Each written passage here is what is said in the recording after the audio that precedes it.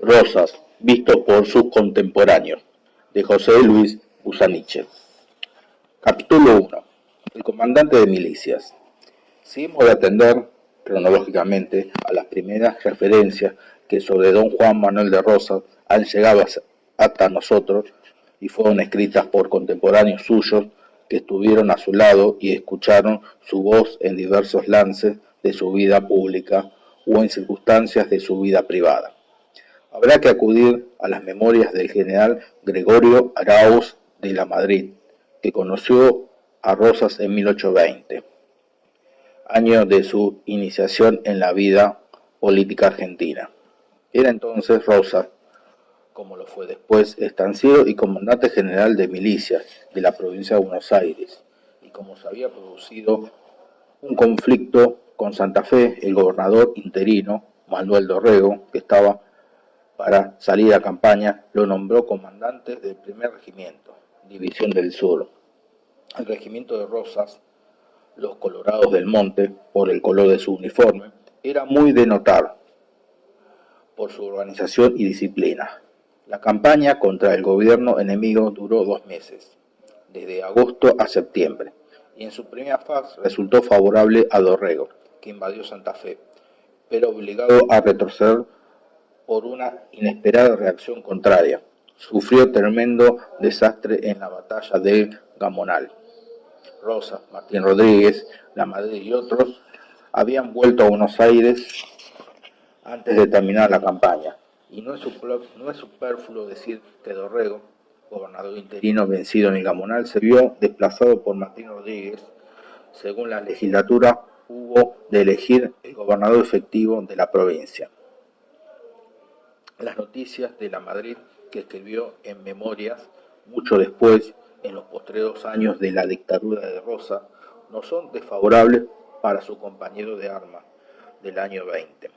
De lamentar es que vayan muy esparcidas en el capítulo respectivo de sus memorias y no se avengan para una presentación conjunta y ordenada. Lo cierto es que la Madrid desde el primer momento y según propia confesión tomó afición a este joven al verlo tan diligente y resuelto, porque saliendo con el despacho de Dorrego y al decirle que se hacía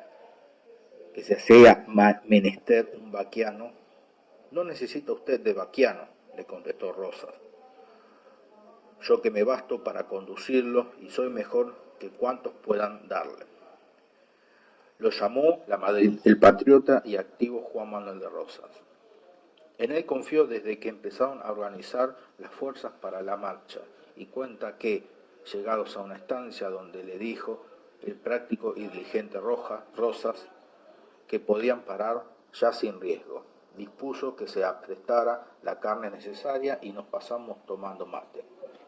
Y al dar noticia de toda la campaña y del ataque a San Nicolás, habla de Rosas en tono de amistosa confianza. Ya en Buenos Aires, después de haber abandonado el ejército de Dorrego antes de Gamonal y cuando preparaba su elección por la legislatura, Rodríguez hace llamar a La Madrid. Martín Rodríguez me llamó a su casa, dice el memorialista, y saliendo con él a caballo por el puente de Barracas y haciendo camino alguna distancia, nos encontramos con el comandante Juan Manuel de Rosas, que nos esperaba tendido en el suelo y con su caballo de la rienda. Nos bajamos también y nos tendimos igual a su lado, y fue entonces que supe el objetivo de aquella salida. Iba el señor Rodríguez conmigo porque así lo había exigido el comandante Rosas, para obtener de éste la promesa de que trabajaría para que la campaña diese su voto al general Rodríguez para gobernador, o para que lo dieran los diputados de ella en la Junta.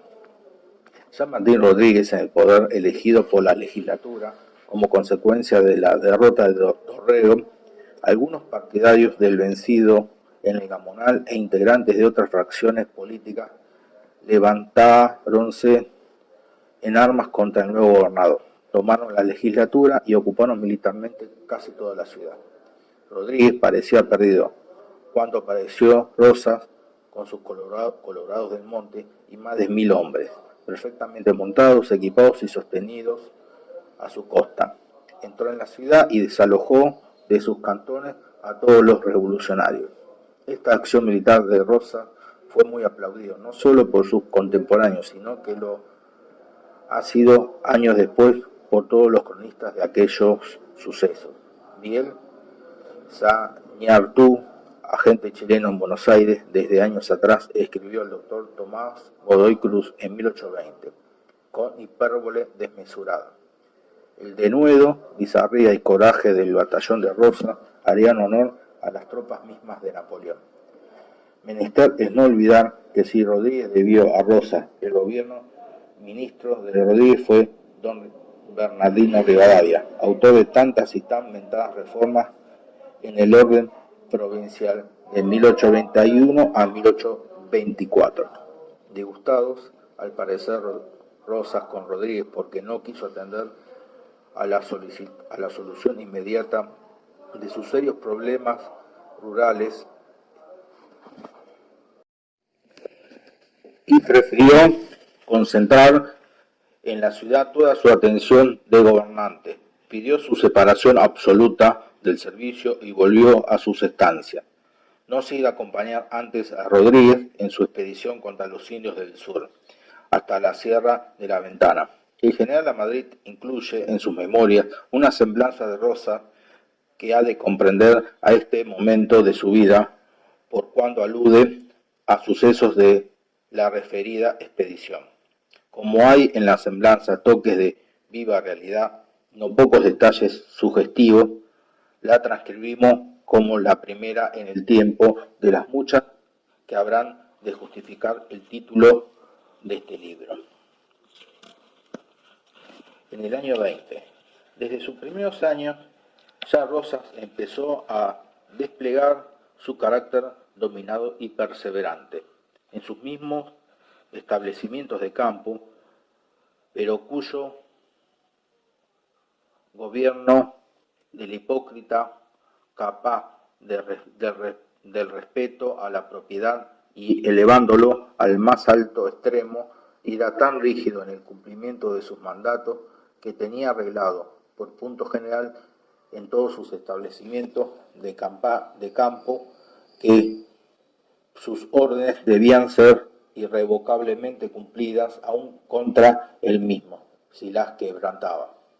Todas sus órdenes eran bárbaras y crueles, y para que sus domésticos o dependientes supieran hasta qué punto quería que fuesen obligatorias, empezó a hacerlas ejecutar en sí mismo de un modo singular. Había establecido por punto general que nadie saliera al campo sin su lazo a los tientos y las boleadoras a la cintura, que todos los sábados al retirarse del trabajo todos sus sirvientes o peones depositaran sus cuchillos en poder del capataz a cada uno de sus establecimientos, para evitar las desgracias que son consiguientes en los días festivos entre nuestros paisanos del campo. Ojalá el sistema de Rosas se observara en todas nuestras ciudades, en esta parte, que nadie pudiera apartar ganado suyo o caballos cuando se hubiesen interpolado en las haciendas de los vecinos, sin obtener antes su venia, o pedir al propietario que parara su rodeo, para apartar los animales que del suyo se habían entreverado. Que nadie corriera avestruces en campo ajeno, ni cazara nutrias, y por consiguiente en el suyo sin su permiso. Todos estos mandatos eran, por descontado, muy laudables y merecieron la aprobación de todos los hacendados, y mucho más desde que vieron la rigidez con que sus órdenes eran observadas aún contra él mismo si no las cumplía. Las penas por las infracciones eran 2 horas de cepo del pescuezo a todo el que se le encontrara con cuchillo el día festivo y 50 azotes a pantalón quitado al que salía sin su lazo al campo o corría avestruces, etc. Pues él sufrió ambas penas. Lo primero para enseñar a todos los suyos hasta dónde llevaba el cumplimiento de sus mandatos. En sus primeras faltas por el lazo no quiso el capataz, que era esclavo suyo, aplicar a su amo los 50 azotes. Sin embargo, de haberse él mismo desnudado, bajándose los pantalones y tendídose en el campo y en presencia de todos sus peones para que cumpliera con su deber. El criado tuvo reparo en azotar a su amo y resistió al cumplir en él la orden, pues le costó 100 azotes bien pegados. No contento con esto, Rosas hizo luego como que se olvidaba y se salió una mañana al campo con los peones sin poner su lazo en los tientos. El capataz, que sabía que ya había probado cuánto gustaba a su amo de ser obedecido, le advirtió al instante, y mandándolo apear del caballo, quitarse los pantalones y tenderse, se lo aplicó con toda la fuerza a los 50 azotes. Rosa lo sufrió sin hacer un gesto, y regaló después a su capataz criado por haber llenado su deber. Igual sufrió en el cepo de pescuezo por haber salido con cuchillo bien oculto.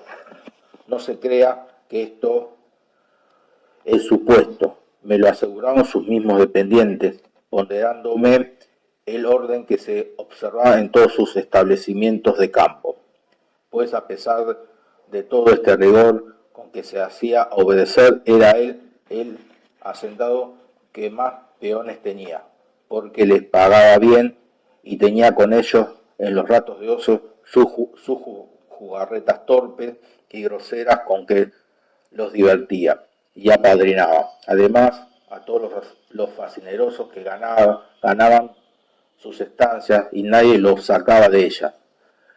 Este fue el modo con que Rosas empezó a formarse una reputación, y después del suceso del 5 de octubre era ya en toda la campaña del sur, muy particularmente más obedecida una orden suya y la que del mismo gobierno. Era tan torpe en su juego que en la campaña que hicimos juntos a la Sierra de la Ventana, yo lo he visto practicar con un capitán de mi cuerpo, casado con una prima suya de apellido Soler, lo siguiente y por otras 2 veces. Íbamos una marcha y por lo general se venía Rosa casi siempre a mi lado. Lo he visto sacar repentinamente su lazo, echárselo al cuello al referido capitán, su primo, y correr, bajándolo por su puesto del caballo y arrastrándolo como media cuadra y riéndose a carcajada. Yo confieso que andaba receloso de él, por eso sus juegos torpes, todas las veces que se iba a sus establecimientos o que andábamos juntos, pero por fortuna me respetó siempre y jamás me dio broma alguna. Gregorio Arauz de la Madrid. A despecho del comentario que la conducta de Rosas en sus estancias provocó en la Madrid, cabe decir que la amistad contraída entre ellos el año 20 no sufrió gran desmedro, porque habiendo ambos dejado el servicio activo, la Madrid se instaló en la Guardia del Monte, a pocas leguas de Buenos Aires, y dio a su amigo una señalada muestra de aprecio al hacerlo padrino del segundo de sus hijos. El 17 de septiembre de 1822, dice la Madrid en sus memorias, nació mi segundo hijo, a quien puse por nombre Francisco Siriaco, y del cual fueron sus padrinos, el coronel Juan Manuel de Rosas y su señora, pues habíamos cultivado una amistad sincera desde que le conocí a mi llegada en el año 20. A fines de 1824, agrega la Madrid, habiendo cumplido el señor gobernador Martín Rodríguez el término de su mandato y dejado la provincia en el mejor estado de tranquilidad y adelanto, gracias al señor Bernardino Rivadavia, que se había encargado del ministro de gobierno a fines de 1821, le sucedió en el gobierno general Juan Gregorio de las Heras. En efecto fue así, y el nombramiento del general Las Heras se recibió con simpatía por todos los demás gobiernos, provinciales, que estimaban su prenda de carácter y sus preclaros servicios a la causa de la independencia. Como no existía un gobierno central después de la caída del directorio en 1820 y las provincias habían dado pruebas reiteradas de su aspiración a la Unión Nacional, aunque mediaban disentimientos en punto a forma de gobierno, se reunió el Congreso Constituyente de Buenos Aires a fines de 1824, ya en funciones en 1825. Produjóse la guerra con el Brasil por la usurpación de la Banda Oriental, provincia argentina que hacía tiempo atrás el imperio vecino sin prestar oído a sus justas reclamaciones. El motivo inmediato fue la invasión de los 33 orientales a dicho territorio y la victoria de Sarandí, a lo que se agregó la reunión del Congreso Regional de la Florida, que proclamó a la Banda Oriental parte integrante de las Provincias Unidas. Los gobiernos del interior respondieron dignamente al llamado del general Las Heras, a quien el Congreso Nacional encargó la dirección de la guerra con los atributos de un orden ejecutivo nacional provisional. Entre tanto, se dictaba la Constitución. Las provincias conservarían sus autonomías, reservándose también el derecho de revisar la Constitución que se proyectaba. Y como había en aquel momento confianza recíproca y la guerra era propicia para consolidar la autoridad nacional, como el pueblo argentino había demostrado en el movimiento de la independencia excepcionales condiciones guerreras, era de esperarse del nuevo gobierno de Buenos Aires, ejercido por el general Las Heras, y de la buena disposición de las provincias, resultados favorables para la integridad y la dignidad del país en la guerra que se iniciaba. Por desdicha no fue así. La situación interna y externa del país cambió bruscamente en pocos meses, con lo que don Vicente Figueroa López llamó la aventura presidencial del señor Rivadavia. Este personaje llegó al país de vuelta de Europa en octubre de 1825 y el Congreso, en forma precipitada e inexplicable, dejó de hecho sin efecto su ley fundamental que aseguraba la tranquilidad interior. Eligió presidente y no interino al señor Rivadavia, quien mediante las leyes dictadas por precipitación para llevar a término su política, desalojó al general Las Heras del gobierno de Buenos Aires, abolió la autonomía provincial, se apoderó del Banco de la provincia, declaró todas las minas del país argentino propiedad nacional. Formaba parte Rivadavia de una compañía minera que había fundado en Londres con capitales ingleses.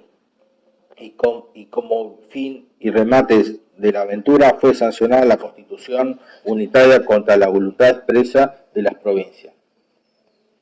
Cualquiera sea el modo de apreciar estos sucesos, parece discreto pensar que los comienzos de una guerra internacional en la que se juega la integridad de un territorio y la dignidad de un país no son los más oportunos y en sazón para precipitar medidas de carácter interno y de objetivos económicos, sobre todo cuando están llamadas a provocar irremediablemente el desorden político. La acción guerrera internacional se debilitó como consecuencia de una creciente oposición a las medidas sancionadas. Tan aireada se dejó de sentir esa oposición más en Buenos Aires, como consecuencia de un tratado de paz firmado en Brasil por Juan José García, y que la aventura presidencial fracasó y se siguió la renuncia del señor Rivadavia. Todo pasó en poco más de un año, pero la sacudida fue tan inmensa que por un largo periodo sus consecuencias dejáronse sentir en el proceso histórico del Río de la Plata. Durante poco tiempo, 1827, ejerció la presidencia interina don Vicente López y Planes, pero el solo efecto de restaurar las instituciones provinciales de Buenos Aires y atender a problemas urgentes de la campaña en la misma provincia. Para este último fin, don Vicente López y Planes nombró comandante general de las milicias existentes en la campaña de Buenos Aires a don Juan Manuel de Rosas. Ya la Cera le había comisionado en 1825 para hacer la paz con los indios del sur y defender de posibles ataques de los brasileños el puerto de Patagones. Pudo ser por estos años, la exacta ubicación cronológica no hace al caso, cuánto ocurrió en la estancia del Pino, un episodio que cuenta el general Lucio B. Mansilla en su libro Entre Nos, que le fue relatado según él asegura por don Mariano Miró, en un episodio de suyo intrascendente, pero muy significativo para el conocimiento de la persona de don Juan Manuel y lo que representaba en aquel ambiente dilatado para donde su prestigio de estanciero y de hombre de mando se afianzaba y se extendía cada vez más. El estanciero. Cuento lo que me contó Miró. Estamos en la estancia del Pino, mejor dicho, están tomando el fresco bajo el árbol que le da su nombre a la estancia, don Juan Manuel de Rosas y su amigo el señor don Mariano Miró, el mismo que edificó el gran palacio de la Plaza Lavalle, propiedad hoy día de la familia de Dorrego. De repente, cuento lo que me contó el señor Miró, don Juan Manuel interrumpe el coloquio, tiende la vista hasta el horizonte, la fija en una nubecilla de polvo, se levanta, corre, va al palenque donde estaba atado de la rienda su caballo, prontamente lo desata, monta de salto y parte, diciéndole al señor Miró, dispense amigo, ya vuelvo. Al trote rumbea en dirección a los polvos, galopa. Los polvos parecen moverse al unísono de los movimientos de don Juan Manuel. Mira, nada ve. Don Juan Manuel apura su flete, que es de superior calidad. Los polvos se apuran también. Don Juan Manuel vuela, los polvos huyen, envolviendo a su jinete que arrastra algo. Don Juan Manuel, con su ojo experto, ayudado por la milicia cauchesca, tuvo la visión de lo que era la nubecilla de polvo aquella, que le había hecho interrumpir las conversaciones. Un cuatrero se dijo y no titubeó. En efecto, un gaucho había pasado cerca de una majada y sin detenerse había enlazado un capón y lo arrastraba robándolo. El gaucho vio desprenderse un jinete de las casas, lo reconoció y se apuró. Don Juan Manuel se dijo, caray, de ahí la escena, don Juan Manuel castiga su caballo. El gaucho entonces suelta el capón con lazo y todo, comprendiendo que a pesar de la delantera que llevaba no podía escaparse por bien montado que fuera, si no alargaba la presa. Aquí ya están casi encima el uno del otro. El gaucho mira para atrás, rebenquea su pingo a medida que don Juan Manuel apura el suyo y corta el campo en diversas direcciones con la esperanza de que se aplaste el caballo a don Juan Manuel. Entran ambos en una vizcacheral. Primero el gaucho, después don Juan Manuel. Pero el obstáculo hace que don Juan Manuel pueda acercársele al gaucho. Rueda el caballo lo tapa. Rueda don Juan Manuel. Sale parado con la rienda en la mano izquierda y con la derecha lo alcanza el gaucho, lo toma de una oreja, lo levanta y le dice, vea paisano, para ser buen cuatrero es necesario ser buen gaucho y tener buen pingo. Y montado hace que el gaucho monte en ancas de su caballo y se lo lleva, dejándolo a pie. por decirlo así, donde la rodada había sido tan feroz que el caballo del gaucho no se podía mover. La fuerza respeta a la fuerza. El cuatrero estaba dominado y no podía escurrírsele en anca del caballo de don Juan Manuel, sino admirarlo. De la admiración al miedo no hay más que un paso. Don Juan Manuel volvió a las casas con su gaucho, sin que miró, más que mirara, hubiera sido cosa alguna discernible. Apese, amigo, le dijo el gaucho, y enseguida se apeó de él, llamando a un negrito que tenía. El negrito vino. Rosas le habló al oído, dirigiéndose enseguida al gaucho, le dijo: vaya con ese hombre, amigo. Luego volvió con el señor, miró, sin decir una palabra respecto de lo que acababa de ver, de suceder. Lo invitó a tomar el hilo de la conversación interrumpida diciéndole: bueno, usted decía. Salieron al rato a dar una vuelta por una especie de jardín, y el sector y el señor vio a un hombre en 4 estacas, notado por don Juan Manuel, le dijo sonriéndose: ¿es el paisano ese? Siguiendo andando, conversando, las puestas del sol se acercaban. El señor miró, sintió unos como palos aplicados en cosa blanda, algo parecido al ruido que produce un colchón enjunto, sacudido por una varilla, y miró en esa dirección. Don Juan Manuel le dijo entonces, volviéndose a sonreír, haciendo con la mano derecha ese movimiento de un lado a otro, que la palma para arriba, que no dejaba duda: es el paisano ese. Un momento después se presentó el negrito y dirigiéndose a su patrón le dijo: ya está, mi amo. ¿Cuántos? 50, señor. Bueno, amigo don Mariano, vamos a comer.